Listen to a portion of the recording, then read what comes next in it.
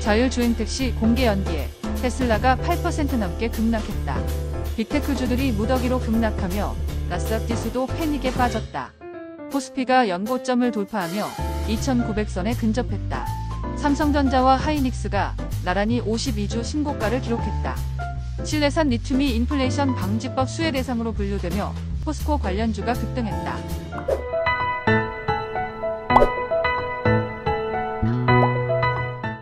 7월 12일 금요일 출근길 주식 시황입니다.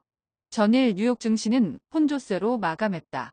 다우존스는 32.39포인트 상승한 39,753.75포인트로 마감했으며 S&P 500 지수는 49.37포인트 하락한 5,584.54, 나스닥은 364.04포인트 급락한 18,283.41포인트로 마감했다.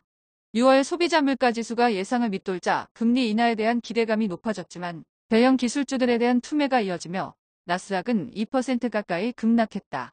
그동안 랠리하던 빅테크주들은 일제히 급락했는데 엔비디아가 5% 넘게 급락하고 테슬라는 8%나 급락한 와중에 애플과 마이크로소프트, 아마존은 2% 넘게 하락하고 페이스북은 4% 넘게 급락, 구글도 3% 가까이 급락했다. 엔비디아가 특별한 악재 없이 5% 넘게 급락하자 퀄컴과 마이크론은 4% 이상 급락하고 인텔은 4% 가까이 급락, TSMC도 3% 넘게 급락하면서 필라델피아 반도체 지수도 3% 넘게 급락했다. 8월에 예정이었던 로보택시의 공개가 10월로 미뤄지고 미국 시장 점유율이 50% 미만으로 하락했다는 소식에 테슬라는 8% 넘게 급락한 반면 루시드는 7% 넘게 급등하는 등 다른 전기차 업체는 일제히 상승했다. 10년 만기 국채 수익률은 4.193%로 급락했고 2년 만기 국채 수익률도 4.507%로 급락했다.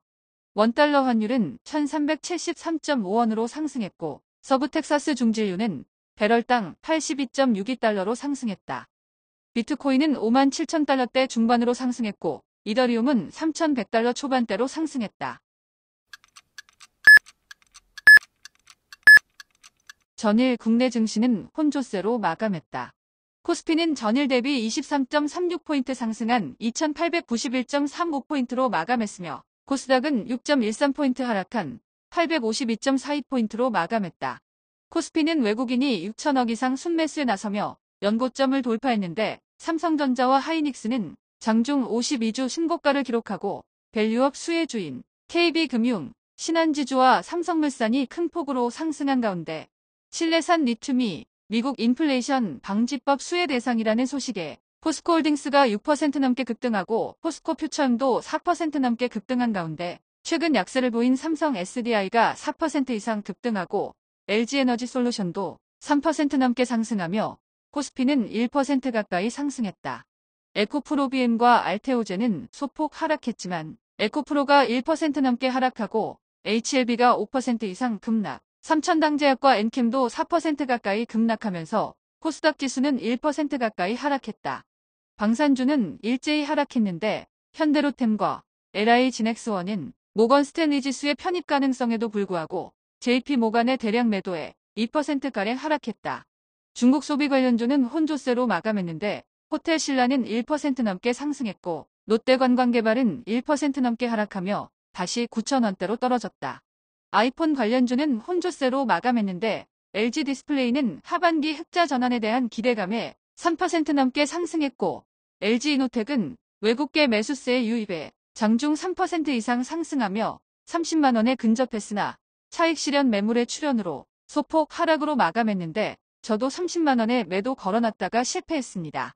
한편 8월에 모건 스탠리 지수 신규 편입 후보로 거론되는 종목은 7군데인데 LS 일렉트릭, 두산로보틱스, 삼천당제약, 삼양식품, 현대로템, LI진엑스원이며 이 중 편입 기준인 시총 6조를 돌파 중인 회사는 LS 일렉트릭이 유일하며 편입 결정에 사용되는 주가 기준은 7월 18일에서 22일 사이가 될 거란 전망이다.